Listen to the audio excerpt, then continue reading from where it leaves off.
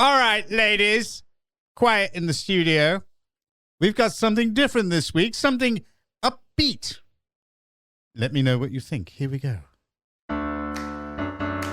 Well, good evening there. And I'd like to thank my alter ego for that introduction. We have, all the way from Greece, the Gazelle, who's actually grazing there. Gazelle, say hello, sir. Good evening, everybody from Greece, from Zephyros area in Greece. Absolutely beautiful here. Cracking the flags, as they say in Lancashire. Indeed, indeed. But you're not in Lancashire. Okay. No, but the frying egg on these flags. Beautiful. Oh, yep. Absolutely beautiful. All right. Okay, and we also have our man with all the facts, and he's going to be spitting a few of them out tonight. We have Statsman. Stats, say hello. Hello from slightly colder than Greece. Tells me a port. Colder, rainier, dismal, I'd just like dank. to say hello to our lovely listeners as well. I'm sure they all wish they were in Greece, but never mind. Yes. I wish it was, because I can't understand a word they're saying here. Calimera. Well, there you go. What do you think? Did you like that upbeat music? What do you think? Amazing. Or do you prefer our laid-back stuff? I missed it. Must be a time link. Oh, right. Okay. I didn't get any of it. They both sound the same to me. Do they? What? Nothing. You can't hear it. No, we can't hear them. I kind of guess which is which. Right. Okay. Well, I like them both. I know. Thank you so much, sir. I know. I could always count on you, sir. Not like the Eric Morecambe lookalike that I'm looking at on the video now. And have you know, I can't wait to get back to England. Yeah, you liar. Recording in progress.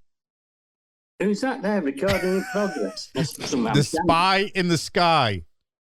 So we're over to Greece, we're England. We've got some man Shank coming up, going recording in progress. Recording in progress. Anyway, I can't wait to get back to England, and that's the truth, because I've gone after a month of Coronation Street and Emmerdale. Oh, no, you're not coming back just for that. Forget that.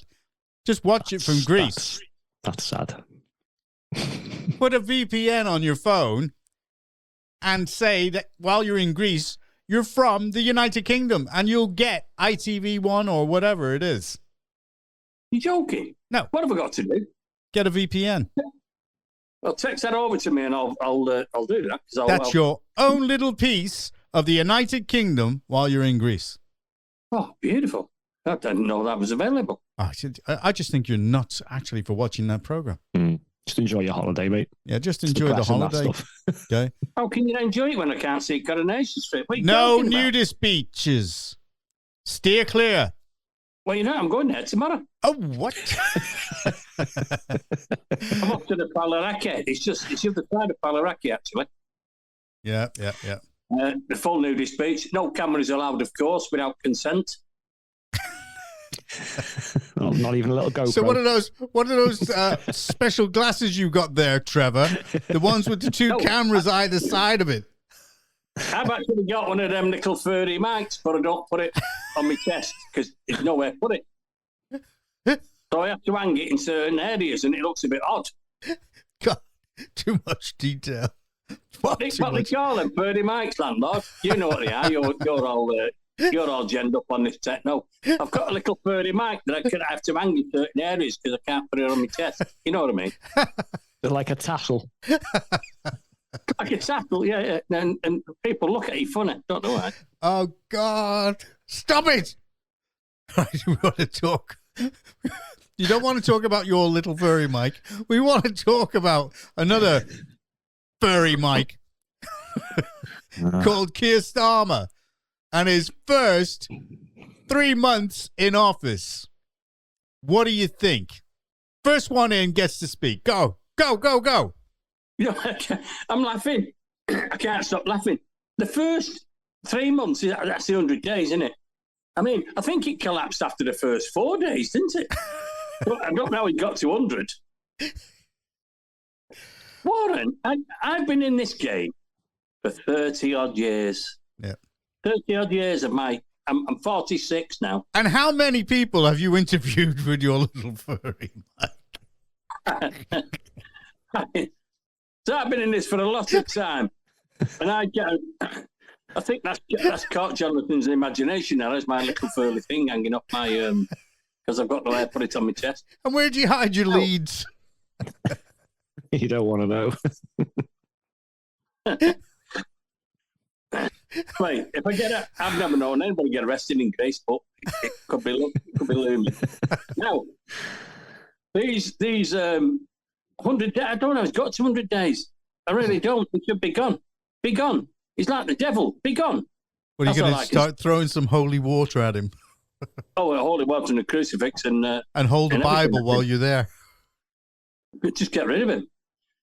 Oh, well, I seen an interview the other day because I'm out here. I'm out in the sticks at the minute, and I seen an interview with Lisa Nande and that fella off. What's his name? Martin Lewis. Martin Lewis. Thanks, yeah, that's Mark. the fella. Yeah, Martin Lewis. Oh, what an absolute carcass. She needs to go as well. She needs to go. Lammy needs to go. Keir Starmer needs to go. It didn't run me many left at this rate, is it? Oh, and Charlotte Nicholls, she needs to go as well. I'll throw her in for good measure. And Sue Gray is already gone. And she's gone. And some other fellow is gone who's the head of the civil service. Apparently he's gone. Well, here's a fact, just to kick you off. Half of Labour voters are disappointed by Starmer's government, with 4 in 10 Britons feeling the country is in a worse state than before the election. Oh, dear. Go ahead, Mark. Go ahead, Mark, and then bring the Gazelle back in. That sounds a bit like the YouGov poll where it's 59% disapprove and only 18 approve. So I'm guessing that 18 was half of the Labour. Look, apart from driving the gravy train and literally, sorry about this, but pissing everyone off from pensioners to pub goers, what has he done? Well, let's see what he hasn't done. So he's not stopped the boats, has he? No. 5% increase from the same time last year. Biggest daily number this year was the start of October. 4 deaths, 973 in 17 boats on one day. So I don't think overall immigration's going to go down, is it? He's not stopped, what did he say? The threat of extremism and entryism, not stopped it. Is he preserving England? No, he's pushing on with devolution. He's not defending our culture, is he? Couldn't give a damn about the constitution or our religion. Is he fixing corruption like he said he would? Well, quite the opposite. He's not fixing the prison or the judicial system or two-tier society, hence the nickname. To be honest, I don't see any adults, boys. I just see overgrown children allowing the dregs of society to just run amok, basically, and pandering to those that despise us. And these are the important issues, not the stupid things he's brought in, which the silly things like the pay rises and stuff. Because when you look at some of the polls on the things they've actually done so far, it looks like the public are quite favourable towards a lot of them. No, but not they're at not all. the most Not important things going on in the country, though, are they? No. So, shove your polls. That's what I say. Well, a lot of the people are saying that they wouldn't have fared any better had the Tories been in. So they are lumping them together. I mean, when you go through all those points that you were making there, immigration, NHS, people think that they're doing a fairly good job on the NHS. I know that the unions and the railway drivers feel that they're doing a good job because they've just got salary increases. What do? It's like 6 of one, half a dozen of the other. But in Keir Starmer's case, he has got the lowest percentage of popularity amongst former prime ministers going. I mean, people just do not like this man. And this is the Labour voters. It's nearly as bad as the other shower of, nearly swore again. Yeah, the last government. It's almost as bad as them, and they had 14 years to ruin us. Oh, jeez. 100 days, it feels like it's been 100 years, to be honest. There's that much stuff here. I've got about 3 pages, and that only covers about a fraction of it. It's unbelievable how thick they are as well. Well, it first started, the cracks started to appear when they decided to take away the winter fuel allowance. 1.4 billion is all it's costing. Now, some bright spark actually added up to date what they've actually already spent. And it is approaching 68 billion. Now, they said they got rid of the winter fuel allowance because of a 22 billion deficit. And the truth of the matter is that it now adds up to something like 68 bill. And you just say to yourself, what are these people about? Go ahead, Mark. I secretly think that Diane Abbott's in the Treasury, mate. You know, you don't see it. She's got to be somewhere. I'm looking at that, listening to them figures, mate. Only someone who's really, really rubbish at adding stuff up could come up with that. Couldn't they? Shall I go through some of the opposites? Yeah, go on. I think we might have done this before, but seeing as we're at 100 days, I mean, I know it's only early days for a government, but I can't see it getting any better. In fact, I'll come to why I think it's going to get worse later, but the opposite. So here we go. This was Keir's words. A Labour government would end divisive culture war politics and restore a sense of bringing people together. Bollocks. Total lie. They're just the same as the last wretched government. The Home Office spend the equivalent of 19 staff members a year on DEI. And to be honest, the fractions in society they're widening to the point of no return.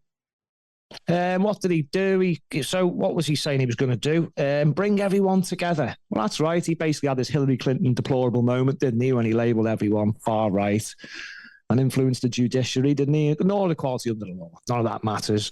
He wouldn't work with the local community when it was the English. So what a way to bring people together, Keir. This is one of my favourites. The so-called environmentalists, emphasis on mentalists, obviously, have magically turned Greenbelt into grey belt. And here's me thinking they were all for the climate. Very good. Still pandering to extremists. Sure, they said they were going to stop that. The economy, this is one of my favourite ones. Financial markets have remained widely unmoved. Their beloved GDP, stagnant. They found a black hole, like you mentioned, and they thought, we'll fix that by throwing more money at the things that caused it in the first place. Absolute geniuses. Their mission in government, and I quote from their website, was to take back our streets with ambitious aims to halve serious violence and tackle the scourge of violence against women. Oh, I see they've done that by releasing prisoners who went straight on to attack women within days. Yeah, and put all the drug dealers back on the streets. The EU, well, they love democracy so much, they've been working to reverse that, haven't they, from day one? Yet Starmer said he'd rule that out. Liar. Do you know what? I could literally carry on with them for hours. I don't think we've got hours, have we? So maybe the Gazelle wants to chip in. This guy is saying that, you know, his top priority is renewal, business. That's what his top priority is. And yet, one of the biggest businessmen in the world wasn't invited to a big conference. Elon Musk. Shocking. Elon Musk, he wasn't invited. Go ahead, Trevor. Elon Musk wasn't invited because he said hurty words.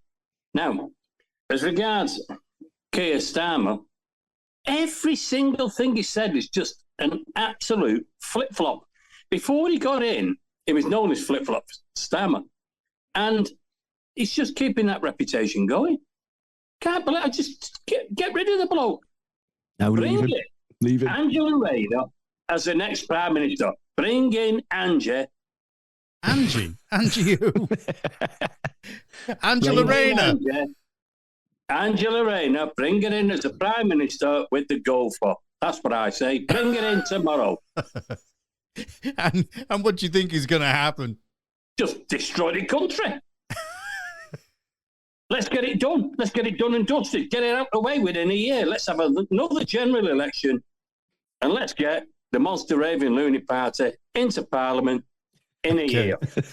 How much do you think the taking of freebies played a part in people's disappointment? 100%.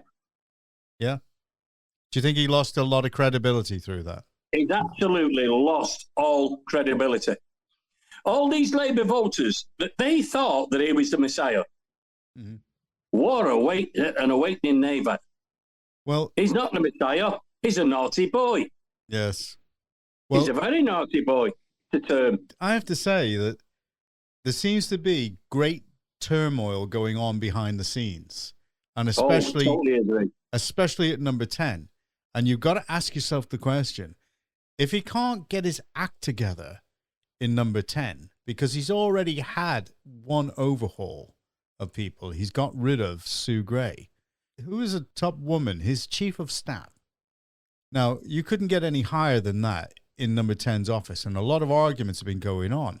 Now, quite simply, if he can't get his act together in number 10, how is this man supposed to conduct business for the whole of the country if he can't even get what's going on behind the scenes? Go ahead, Trevor. And that was within 100 days. That shows his judgment. He put Sue Gray there. Yes, he did. The same Sue Gray that stood in judgment over Boris Johnson. Yes, exactly. And his judgment, he put her there. And that is his judgment. That's what you've got to question. Yeah. Well, also, he was handed a poisoned chalice in one way by the Conservatives, because the Conservatives have actually sown all the seeds for the destruction of the country. They've sown all those seeds, and they were growing. And this guy seems to be helping them to grow even more, so that we're actually getting destroyed from the inside. And he doesn't seem to have any respect for the ratepayers in this country. Since when did ratepayers get obscured by freeloaders? That's exactly what is happening. And he seems to favor a certain cohort of people within the country. And that is pissing a lot of people off. And it's not going to stop. He's just going to allow the continuation of the immigrants, the illegal immigrants, to come across. There's no such thing as an irregular immigrant.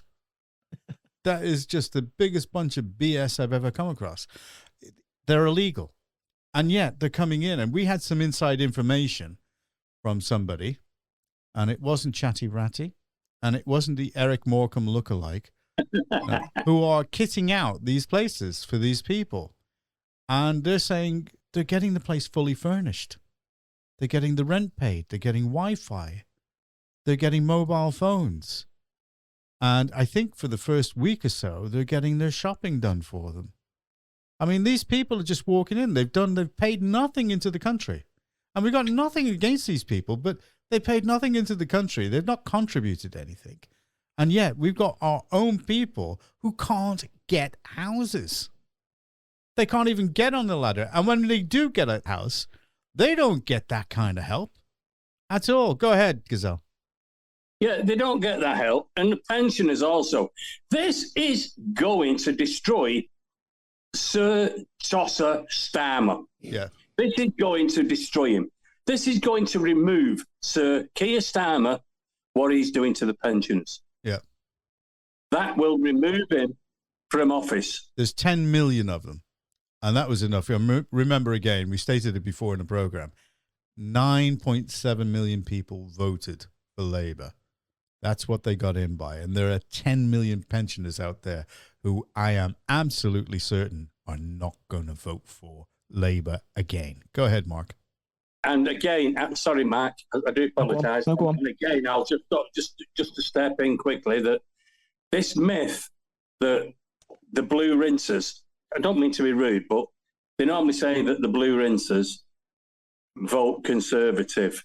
That's an implication to the pensioners. That's not necessarily true. Yes, there are a contingent that do, but there are a lot of pensioners that vote Labour. I know a lot of pensioners. I am a pensioner and I don't vote Labour, but there's a lot of pensioners out there that I do know that vote Labour, and they will not be voting Labour next time. So Labour, you better be dropping that voting age to 14 because you're not going to get them next time, mate. No. Go ahead, Mark. I just want to go touch on the judgment you mentioned, then move on to something else. His judgment shocking. I mean, look at his appointments. Lammy, Lisa Nandy.